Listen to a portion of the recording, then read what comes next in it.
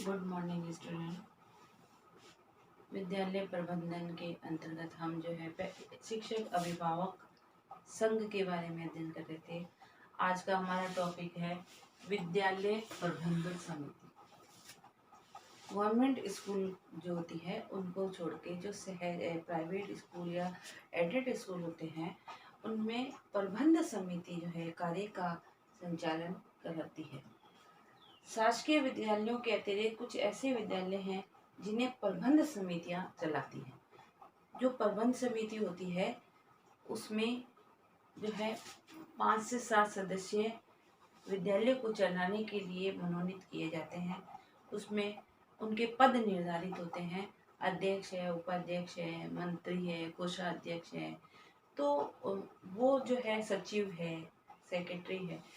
ये जो होते हैं व्यक्ति, ये विद्यालय के अंदर पूरे वर्ष के अंदर कौन कौन सी गतिविधियां कब कब और कैसे आयोजित की जाएंगी इसकी रूपरेखा तैयार करते हैं।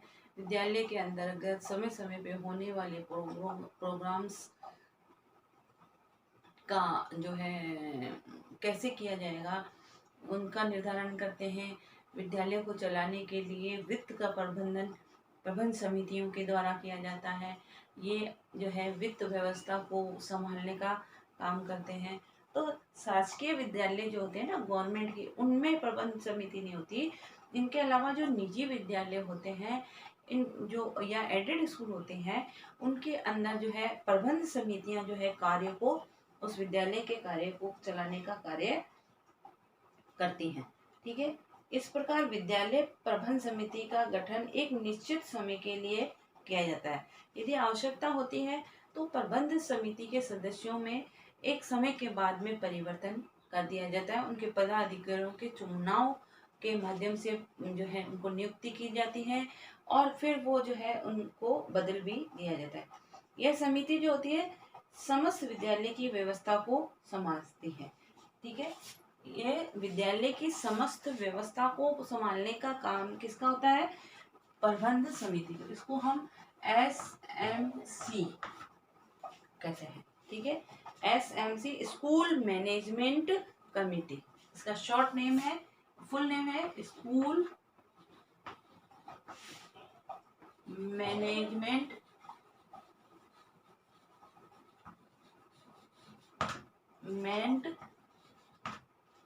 कमेटी। ठीक है ना। स्कूल मैनेजमेंट कमेटी जो होती है इसको हम कहते हैं। तो इसका शॉर्ट नेम है SMC, जो क्या कहती है कि जिसको विद्यालय प्रबंध समिति। अब विद्यालय प्रबंध समिति क्या है?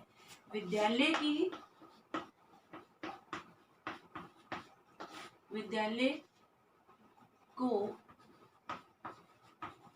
चलाने या व्यवस्था करने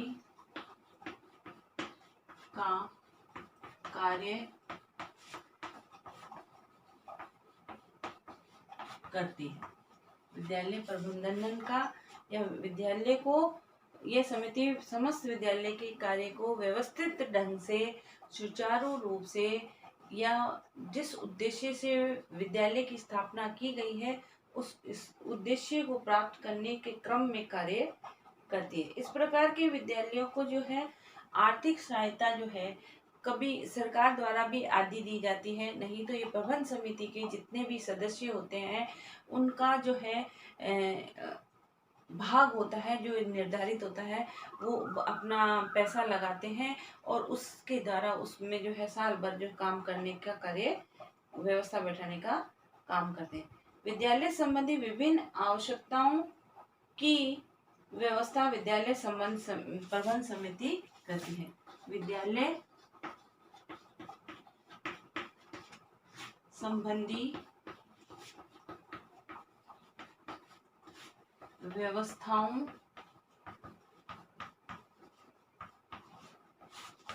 का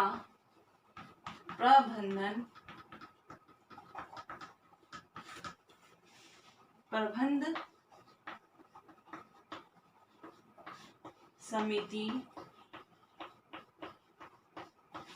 द्वारा किया जाता है। प्रबंध समिति जो है विद्यालय को चलाने की प्रबंधन करने का काम करती है।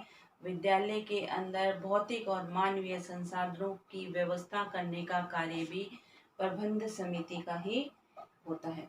विद्यालय प्रबंध समिति अपने निर्णय सभी सदस्यों विद्यालय प्रबंध समिति जो कोई भी निर्णय लेती है ना, तो उस निर्णय में उस समिति के सभी सदस्यों की सहमति के पश्चात ही उनको वो जो है बहुमत के आधार पर जो उसको बहुमत मिलता है उस मत को ही लागू करने पर बल देती है।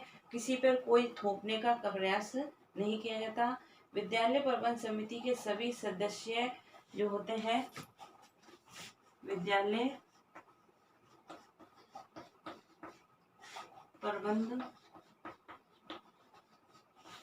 समिति के सभी सदस्य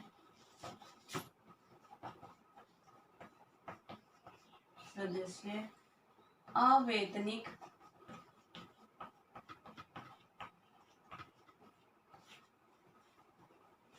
रूप से कार्य करते हैं। मतलब इनको ये जो प्रबंध समिति के सदस्य होते हैं ना, इनको ये जो कार्य करते हैं तो उसका कोई वेतन नहीं मिलता है, परंतु जो उसका लाभ वर्ष में प्राप्त होता है वह लाभ जो जिसका जितना होता है उसके आधार पर उसको वो प्राप्त करने की कोशिश करता है। ठीक है, इस प्रकार से जो प्रबंध समिति के सदस्य विद्यालय को सुचारू रूप से चलाने का मैनेजमेंट करने का काम करते हैं।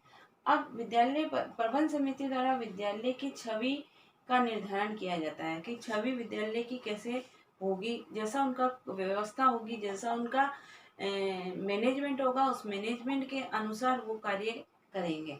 अतः विद्यालय प्रबंधन में विद्यालय प्रबंध समिति की अहम भूमिका को मानी गई है। जिसका जितना अच्छा मैनेजमेंट होगा उस वो विद्यालय की छवि वो विद्यालय उतनी ही प्रगति करेंगे। अब है कि जो विद्यालय प्रबंध समिति के सदस्य जो होते हैं ना, जो वो कार्य करते हैं तो उनको कार्य करने के कुछ नियम रेगुलेशन होते हैं। क्योंकि प्रबंध समिति के सदस्य जो डायरेक्ट उस संस्था में कार्यरत शैक्षणिक या नॉन शैक्षणिक स्टाफ से संपर्क में नहीं आते हैं या वो अपना कोई मत उन पे थोपने के प्रयास नहीं कर सकते और उनके कार्य में कोई हस्तक्षेप नहीं जाते। वो ऐसे नहीं कि रोज आ रहे हैं और रोज इंटरफेयर कर रहे हैं, तो वो ऐसा उनके अंदर नहीं है। तो विद्यालय प्रबंध समिति के जो है ना शैक्षिक गतियों में अनावश्यक हस्तक्षेप नहीं करना चाहिए। उनके कार्य का नियम है, क्योंकि वो अनावश्यक रूप से शैक्षणिक स्टाफ के कार्य में शैक्षणिक गतिविधियों में इंटरफेयर करेंगे तो एक भय का वातावरण निर्मित हो जाएगा और भय का वातावरण जब निर्मित होता है तो डर के अंदर जो है कार्य नहीं होता है। एक स्वतंत्र रूप से कार्य करने की स्वतंत्रता दी जाती है। इसीलिए प्रबंध समिति के व्यक्ति जो होते हैं कभी कभी जब विशेष परिस्थितियां उत्पन्न होती हैं या कोई विशेष निर्णय लेने होते हैं तब वो विद्यालय के अंदर आते हैं और अपने पदाधिकारियों के साथ ही वह विचार विमर्श करके उस समस्या का समाधान करने का प्रयास करते हैं। दूसरा, विद्यालय प्रबंध समिति के सदस्यों का उद्देश्य लाभ के लिए नहीं वरन विद्यालय जो सेवा की भावना से जो विद्यालय की स्थापना जो की है वो लाभ के उद्देश्य से ही नहीं करनी चाहिए। जो भी हम विद्यालय की स्थापना कर रहे हैं तो एक समाज सेवा की भावना से स्थापित करना उनका उद्देश्य होना चाहिए। नेक्स्ट है, विद्यालय प्रबंध समिति के सदस्यों द्वारा शिक्षक, प्रधानाचार्य एवं चतुर्थ श्रेणी कर्मचारी आदि की सहायता के लिए हमेशा तत्पर होना चाहिए। क्योंकि जो मानवीय संसाधन है और मानवीय संसाधन के अंतर्गत first grade, second grade, third grade के जो भी सदस्य कार्य कर रहे हैं तो उनकी आकस्मिक यदि उनको किसी चीज़ की आवश्यकता है या कोई समस्या है तो उस समस्या का समाधान उनको करने का प्रयास करना चाहिए। ठीक है, इस प्रकार से प्रबंध समिति जो कार्य विद्यालय को चलाने का काम, व्यवस्था को चलाने के लिए स्थापित की जाती है, परंतु उनका उद्देश्य विद्यालय की उन्नति होना चाहिए, कल्याण होना चाहिए, तभी जो है वो काम व्यवस्थित रूप से विद्यालय में काम चल सकता है। गृह कार्य लिखो, विद्यालय प्रबंध समिति